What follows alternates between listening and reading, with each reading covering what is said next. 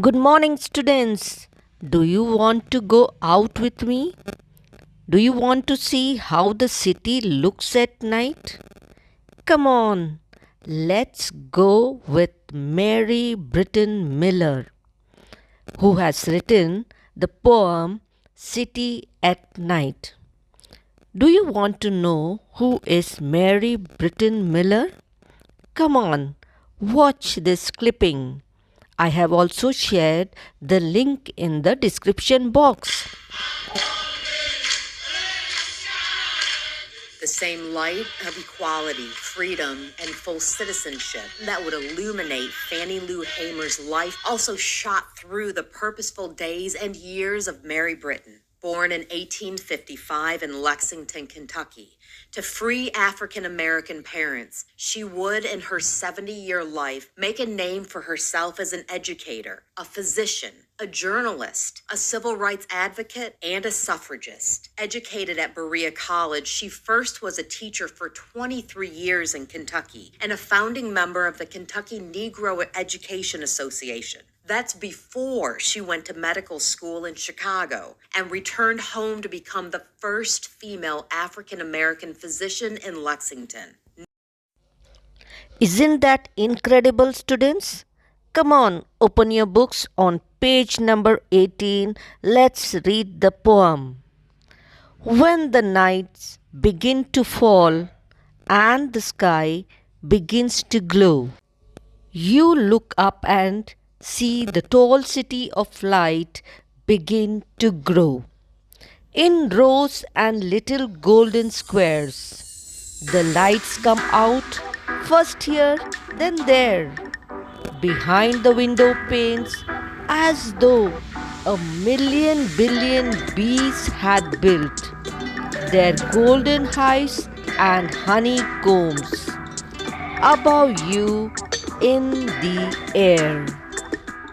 Students, beautifully the poetess is describing the city at night. Now, what does she mean when she says, when the night begins to fall?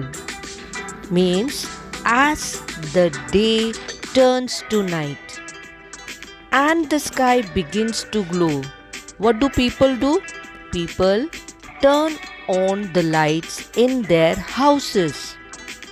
You look up and see the city of light begins to grow.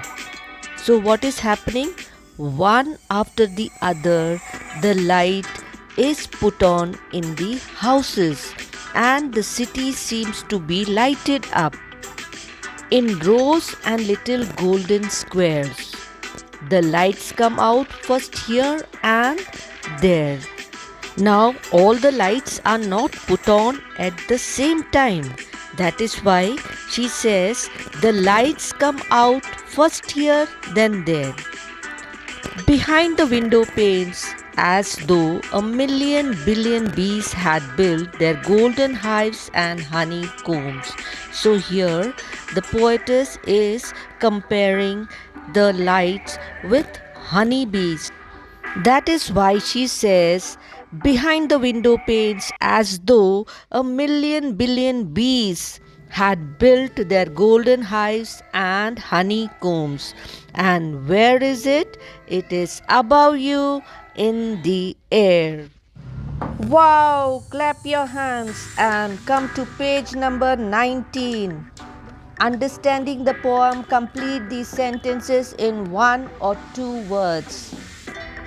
Read these sentences and write their answers in your textbook.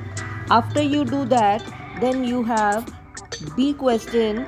Answer these questions in your own words. They have asked you 2 questions. So, why does the sky begin to glow as the night falls? And the second one is, how do lights come on? Which lines in the poem tell you that? Suddenly at once or slowly one after the other. Now students, welcome Divyanshi Sharma with a loud round of applause. So here we have with us Divyanshi Sharma. She has got prize for the T3, take this test. So she was the first one to give us all right answers. So Devyanshi, would you like to say something? Yes, ma'am. Good evening, ma'am. I like your channel. I like you also, and I like your informations also. And I like your all things, and I like your studies and information, all things. Yes, so nice, Devyanshi. So always stay connected with us and study regularly every day. So we will love to have you with us. Okay? Okay, ma'am. Okay, Thank you, ma'am. bye. Love you. Yes, students, all of you stay connected and study regularly with me. I am uploading T3 in most of the videos. So, all of you see that you attempt the T3 and check your scores regularly. All of you will do that and be good children and study well. Thank you. Bye. Love you all.